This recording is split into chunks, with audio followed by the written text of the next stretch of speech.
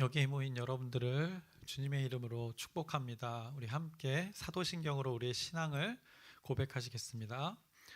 전능하사 천지를 만드신 하나님 아버지를 내가 믿사오며 그 외아들 우리 주 예수 그리스도를 믿사오니 이는 성령으로 잉태하사 동정녀 마리에게 나시고 본디오 빌라도에게 고난을 받으사 십자가에 못 박혀 죽으시고 장사한 지 사흘 만에 죽은 자 가운데서 다시 살아나시며 하늘에 오르사 전능하신 하나님 우편에 앉아 계시다가 저리로서 산 자와 죽은 자를 심판하러 오시리라.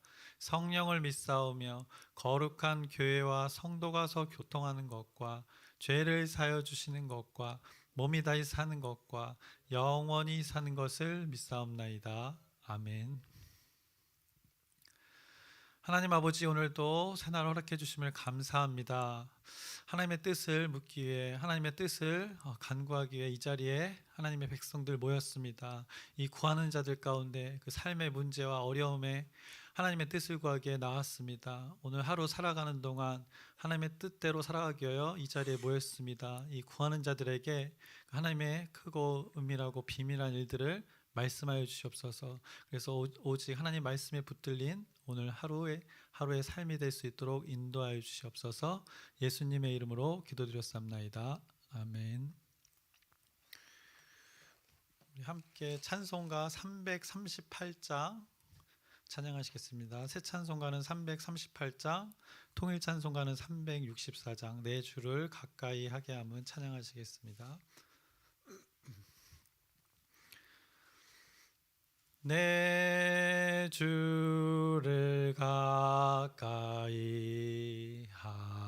하게 함은 십자가 짐 같은 고생이나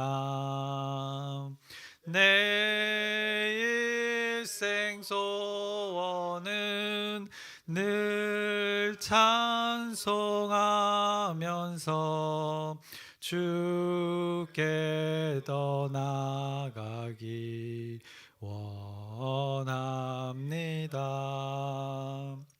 내 고생하는 것 옛 야곱이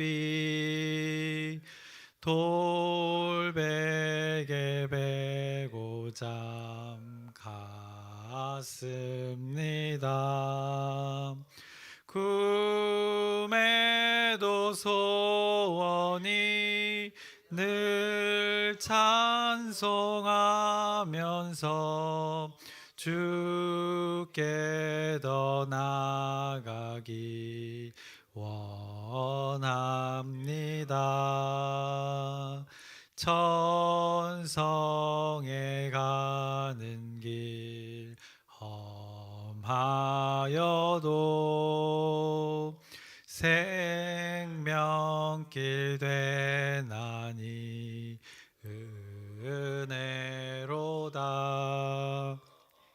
천사 날 부르니 늘 찬송하면서 주께 더 나아가기 원합니다. 야곱이 잠 깨어 일어난 후 돌단을 쌓은 것 본받아서 숨질 때 되도록 늘 찬송하면서 주께 더 나아가기 원합니다.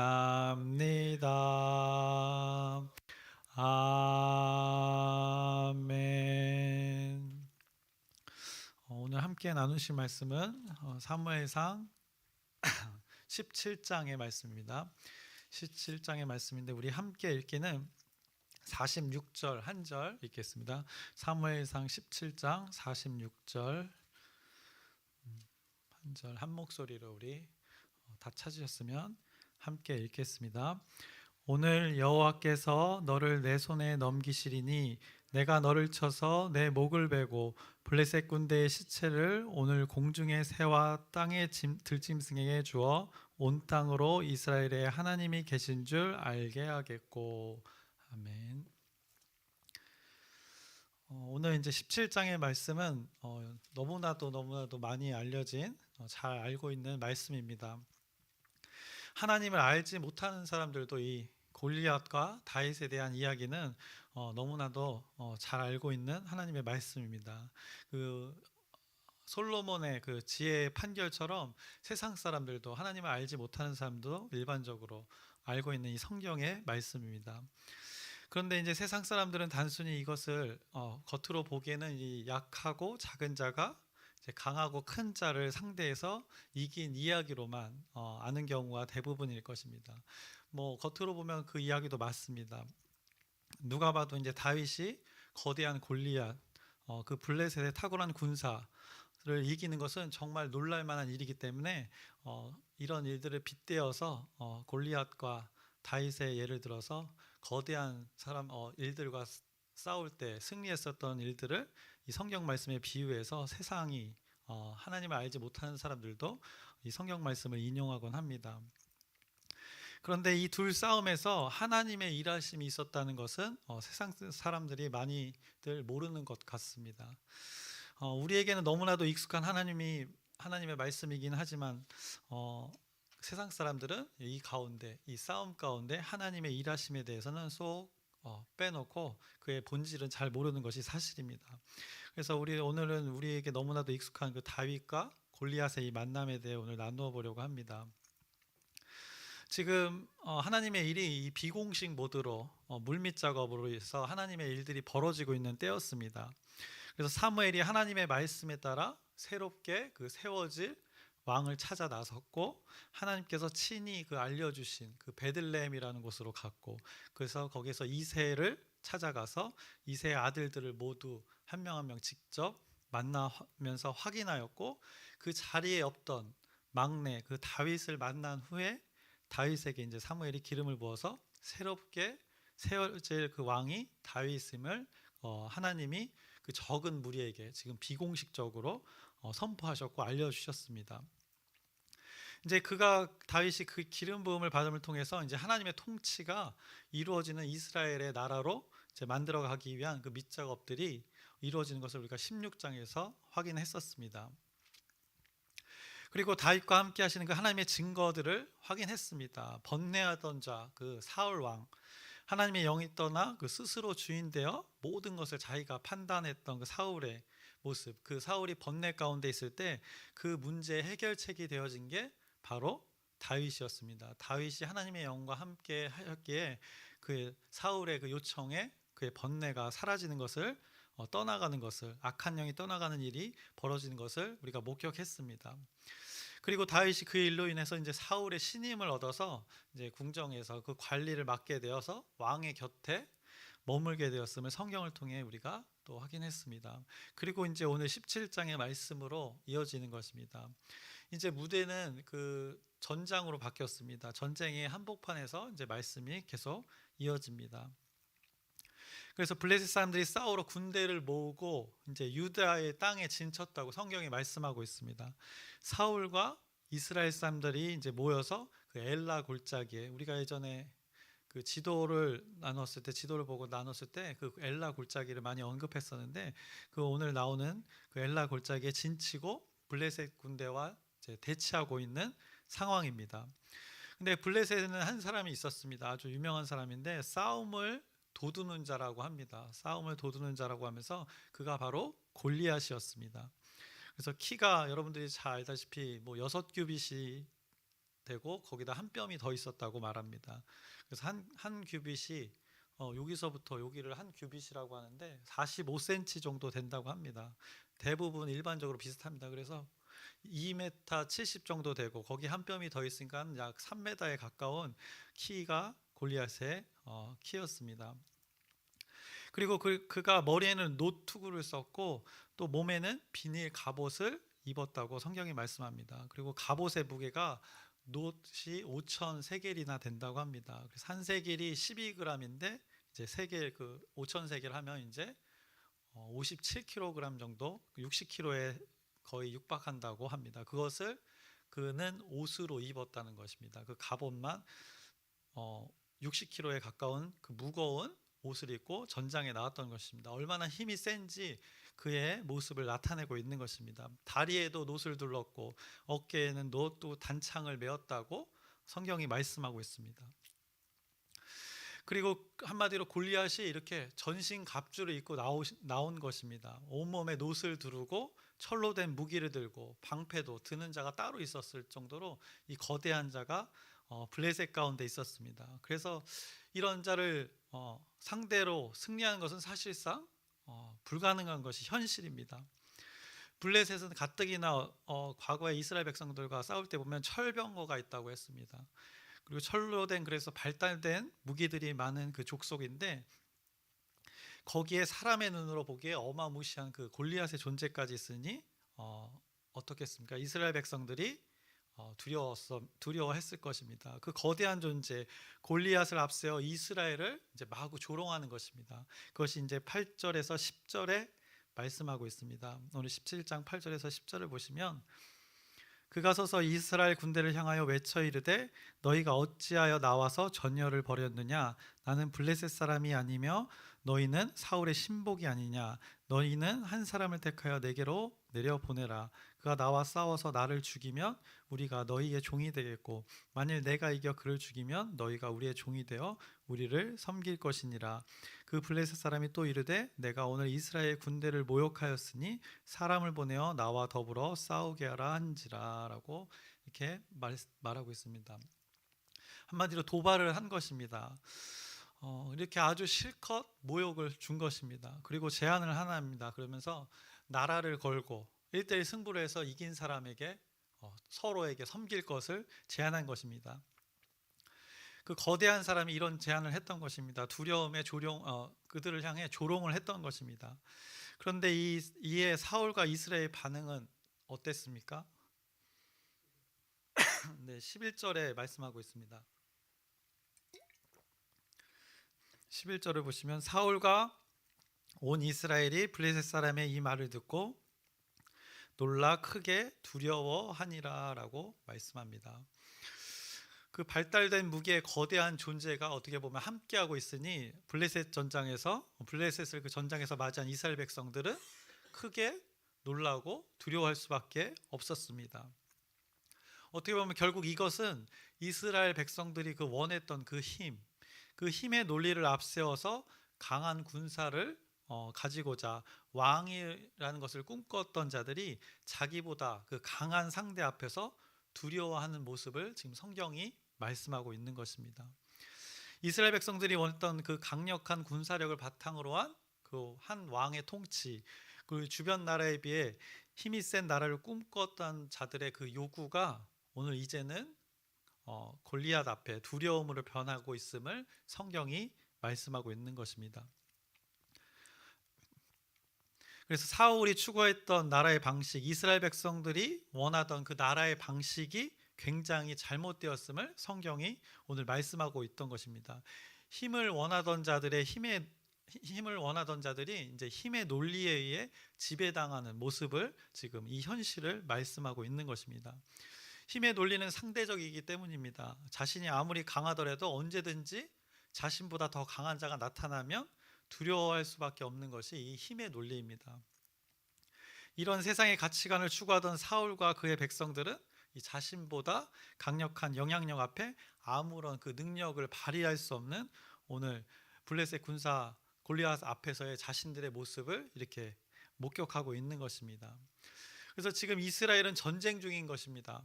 적군의 침입에 어떻게 보면 나라를 빼앗길 수도 있는 심각한 상황인 것입니다. 여기서의 전투에서 밀리게 되면 이스라엘 군사들의 그 사기는 바닥에 떨어질 것이고 이 전쟁에서 패함으로써 이스라엘 백성들의 고통의 시작은 어떻게 보면 불보듯 뻔한 것입니다. 그런데 이들에게 이 상황보다 더욱 심각한 것이 있었습니다. 사울과 그의 백성들은 자신의 생명의 위험만 그것만을 생각하고 있었던 것입니다. 블레셋 골리앗의 그 조롱에 자신들의 신변만, 사실 생명의 위협만 생각하고 있었다는 것입니다. 힘의 논리를 생각하면서 왕을 구했던 그 이스라엘 백성들의 요구가 오늘 상대적으로 힘이 강한 존재에게 자신들의 요구가 아무런 의미가 없어지는 순간인데, 그런 백성들의 말을 들으면서 통치했던 사울의 통치가 어떻게 보면 위기가 온 것이라는 것입니다. 하나님 말씀에 청종하지 않는 자들에게 위기가 왔음을 지금 성경이 잘 표현하고 있는 것입니다. 그래서 하나님께서는 이렇게 하나님의 백성들의 요구를 조금씩, 그 어리석은 요구를 조금씩 하나님의 계획에 맞게 지금 수정해 나가시는 것을 성경이 말씀하고 있습니다. 그 하나님 계획 안에 있지 않으면 이런 어려움과 두려움이 존재할 수밖에 없다는 것을 그들에게 깨우쳐 주는 것입니다. 이 어려움과 두려움을 겪고 있는 백성들을 향해서 하나님께서는 자신이 택한 그 백성들을 위해 구원의 손길을 또다시 펼치십니다. 이래서 하나님이 대단하신 것입니다. 하나님이 사람과 다른 점이 바로 이 지점에 있는 것입니다. 하나님의 잘못도 아니고 어떻게 보면 백성 스스로의 어리석음으로 인한 그 어려움과 두려움의 결과를 하나님께서 그냥 모른 척 하지 않으신다는 것입니다. 그래서 어리석은 자들에 대한 그 구원을 포기하지 않으시는 이 하나님의 모습을 성경이 또 말씀하고 있는 것입니다. 근데 앞서 말씀드렸던 그들에게 심각한 것이 무엇이었습니까? 적군에게 완전히 패배할 위기입니다. 골리앗 앞에 사기가 완전히 바닥이 됐고, 앞으로 발달된 무기들을 앞세워서 그 거대한 존재가 공격해오면 속수무책으로 당할 수밖에 없는 상황입니다. 그래서 이 상황보다 더 심각한 것을 말씀드리려고 합니다. 바로 이스라엘 백성들이 자신의 그 정체성을 깨닫지 못하고 있는 상황이라는 것입니다. 오늘 골리앗이 조롱한 그 대상이 누구입니까? 오늘 8절을 보시면 이렇게 처음에 말합니다. 그가 서서 이스라엘 군대를 향하여 외쳐 이르되 라면서 조롱을 시작했습니다. 그리고는 중간에 보시면 너희는 사울의 신복이 아니냐라고 합니다. 그리고 또 10절 보시면 이렇게 말합니다. 중간에 보시면 내가 오늘 이스라엘 군대를 모욕하였으니 라고 말씀하고 있습니다. 결국 이스라엘 군대는 누구의 군대입니까? 그리고 사울은 누구가 세운 왕입니까? 그들의 요구였지만 결국 기름 부어 세운 주체자는 하나님이었습니다. 그리고 이스라엘의 군대는 근본적으로 하나님의 군대였던 것입니다. 근데 골리앗이 이 대상을 조롱한 것입니다. 과거 블레셋과의 그 전투를 생각해 보시면 됩니다. 사사기 때의 그 전투를 생각하시게 되면 이스라엘의 군대는 전쟁에 나가서 싸울 때 누구의 이름으로 나아갔습니까? 네, 블레셋과 싸울 때는 이스라엘 백성들이 만군의 그 여호와의 이름으로 나가 싸웠습니다. 그때 그들이 전쟁에서 승리를 했었던 과거가 있습니다. 근데 오늘 골리앗이 조롱하고 모욕하고 있는 것은 그들 단순히 이스라엘 사람들을 모욕하는 것이 아니라 그 뒤에 존재하고 있는 그들의 정체성의 주인이 되고 있는 여호와 하나님을 지금 능멸하고 있는 것입니다. 한마디로 여호와 이름으로 싸우던 자들 너희가 아니냐, 그런데 지금 왜 내 앞에 아무도 나타나지 않는 것이냐고 이렇게 조롱하고 있는 것입니다. 이것이 매우 지금 이스라엘 백성들, 사울과 이스라엘 백성들의 매우 심각한 상황이라는 것입니다. 이 상황에서 사울과 백성들이 크게 놀라고 두려웠다는 것은 매우 심각한 상황일 수밖에 없습니다. 이스라엘 백성들이 죽을 위기에 있어서 심각한 상황이라는 것이 아니라 적군이 이스라엘 하나님 여호와 하나님을 능멸하고 있음에도 누구 하나 어떻게 보면 격분하며 그 거대한 존재 앞에 담대하게 나아가는 자가 없다는 것입니다. 이런 이스라엘의 현실을 올 것을 어떻게 보면 미리 알았었는지 사무엘이 이 지금의 현상을 예상하고 다윗을 그 기름 붓기 직전에 그렇게도 슬픔에 빠져 있었던 것이 아닐까 생각해 봅니다. 그래서 이스라엘 현 주소가 어떻습니까? 하나님의 이름이 모욕을 당해도 누구 하나 발벗고 나서는 이가 없다는 것을 지금 성경이 말씀하고 있는 것입니다. 하나님의 뜻을 품고 생명 걸고 나아가는 자 그 한 명이 없다는 이 현 주소를 말하고 있는 것입니다. 그런데 난세의 영웅이 등장하는 것은 어떻게 보면 필연적인 것일까요? 성경이 이제 다윗의 등장을 알립니다. 전쟁 중에 다윗의 형들이 나갔었습니다. 아버지 이새의 부탁에 그 전장을 왔다 갔다 하는 상황이었습니다. 하나님의 계획하심이 이제는 결정적인 사건의 순간의 상황까지 하나님께서 이제 이렇게 기획을 하신 것입니다. 양을 치던 자가 왕의 곁에 가게 됐고, 또 아버지 부탁으로 이제 블레셋과의 그 전장에 가까이 다녀가게 됩니다.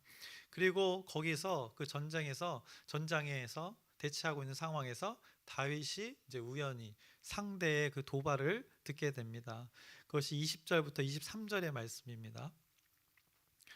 다윗이 아침에 일찍 일어나서 양 지키는 자에게 맡기고 이새가 명령한 대로 가지고 가서 진영에 이른즉 마침 군대가 전장에 나와서 싸우려고 고함치며 이스라엘과 블레셋 사람들이 전열을 벌이고 양군이 서로 대치하였더라. 다윗이 자기의 짐을 짐 지키는 자의 손에 맡기고 군대로 달려가서 형들에게 문안하고 그들과 함께 말할 때 마침 블레셋 사람의 싸움 도두는 가드 사람 골리앗이라 하는 자가 그 전열에서 나와서 전과 같은 말을 하매 다윗이 들으니라라고 이렇게 말씀합니다.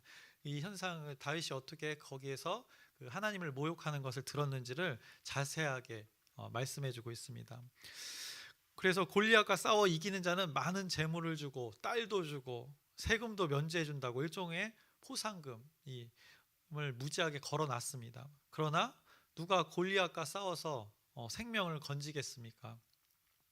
그것이 그들에게 닥친 현실이었습니다. 그런데 전장을 왔다 갔다 하던 다윗이 그 골리앗의 도발을 듣고 이렇게 말합니다. 26절의 마지막 부분을 보시면 이 할례 받지 않은 블레셋 사람이 누구이기에 살아계시는 하나님의 군대를 모욕하겠느냐라고 다윗이 말합니다.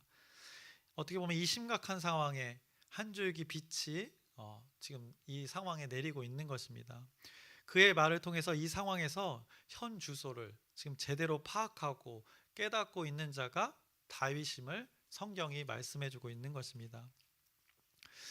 이스라엘 백성들에게 벌어지는 지금 심각한 상황이었습니다. 생명의 위협이 있는 심각한 상황입니다. 그런데 모두 크게 놀라며 두려워했습니다. 그런데 핵심을 놓치고 있었습니다. 눈앞에 그 거대한 존재 앞에 자신들의 그 정체성을 까맣게 잊고 있었던 것입니다. 오직 다윗만 그 자신의 정체성을 깨닫고 있었습니다. 상대의 조롱이 자신들이 믿고 있는 여호와 하나님에 대한 조롱임을 아무도 몰랐었습니다. 만약 알았다면 그 하나님을 모욕한다는 것을 알고도 두려워했으면 그것은 하나님을 믿지 않았다는 증거가 되기 때문입니다. 그들은 하나님의 계심을 망각했고 하나님의 일하심을 믿지 못한 것입니다. 그런데 유일하게 한 사람 다윗은 자신의 경험을 쭉 나열하면서 하나님의 일하심의 증거가 오늘 골리앗과의 싸움에서도 있을 것을 확신했습니다. 그러면서 이렇게 성경을 보면 34절부터 37절의 말씀을 제가 읽겠습니다. 다윗이 사울에게 말하되 주의 종이 아버지의 양을 지킬 때에 사자나 곰이 와서 양떼에서 새끼를 물어가면 내가 따라가서 그것을 치고 그 입에서 새끼를 건져내었고 그것이 일어나 나를 해하고자 하면 내가 그 수염을 잡고 그것을 쳐 죽였나이다. 주의 종이 사자와 곰도 쳤은즉 살아계신 하나님의 군대를 모욕한 이 할례 받지 않은 블레셋 사람이리까 그가 그 짐승의 하나와 같이 되리이다. 또 다윗이 이르되 여호와께서 나를 사자의 발톱과 곰의 발톱에서 건져내셨은즉 나를 이 블레셋 사람의 손에서도 건져내시리이다. 사울이 다윗에게 이르되 가라 여호와께서 너와 함께 계시기를 원하노라 라고 이렇게 말씀합니다. 자신들의 경험에서 확신을 얻고 일상의 삶에서 하나님을 경험했던 것을 익숙한 것, 하나님을 경험했던 일들을 고백하면서 그 전장으로 나아가게 됩니다. 그래서 사울이 염려되어서 자신의 투구와 갑옷도 줍니다. 상대는 놋과 철로 된 그 전신갑주를 입었기 때문입니다. 그런데 다윗은 그것이 자신에게 익숙하지 않다고 표현하면서 그것을 벗어 던지고 자신에게 익숙한 것을 들고 나아갑니다. 그 돌들을 들고 나가는데 그거보다 무엇을 들고 나가는지 성경은 이렇게 말씀합니다. 45절을 보시면 다윗이 블레셋 사람에게 이르되 너는 칼과 창과 단창으로 내게 나아오거니와 나는 만군의 여호와의 이름 곧 내가 모욕하는 이스라엘 군대의 하나님의 이름으로 내게 나아가노라라고 이렇게 멋진 다윗의 고백이 나타나고 있습니다. 그는 만군의 여호와의 이름을 들고 나아갔다 말씀합니다. 익숙하지 않은 그 갑옷을 던져놓고 자신에게 익숙한 만군의 여호와의 이름을 들고 오늘 나아갔다고 성경이 선포하고 있는 것입니다. 왜 만군의 여호와의 이름을 들고 나아간 줄 아십니까? 블레셋이건 이스라엘 백성이건 사울이건 모르는 게 딱 한 가지 있었기 때문입니다. 그것이 46절입니다. 46절의 뒷부분을 보시면 온 땅으로 이스라엘의 하나님이 계신 줄을 알게 하겠고, 이 하나님이 온 땅에 계신 줄을 알게 하려고 이렇게 나아간 것입니다. 만군의 여호와의 이름을 들고 나아간 것입니다. 이 세상 모든 곳에 하나님의 이름이 선포됨을 말씀하고 있는 것입니다. 하나님의 존재가 모든 것 가운데 뛰어나심을 선포하고 있습니다. 모든 이름 위에 그 뛰어난 이름, 블레셋 신의 이름으로도 이길 수 없고, 골리앗의 이름으로도 이길 수 없고, 사울의 이름으로도 이길 수 없고, 그 이스라엘 백성들의 이름으로도 이길 수 없는 오직 만군의 여호와의 이름으로만 가능하다는 것을 오늘 17장에 선포하고 있습니다. 그래서 우리가 적용해 볼 것은 골리앗 앞에 두려워 떠는 이스라엘 백성들처럼 우리에게 두렵고 떨게 만드는 놀랄 만한 어떤 삶의 문제들이 있을 수 있습니다. 왜냐하면 모두가 삶에 문제가 없는 이가 없기 때문입니다.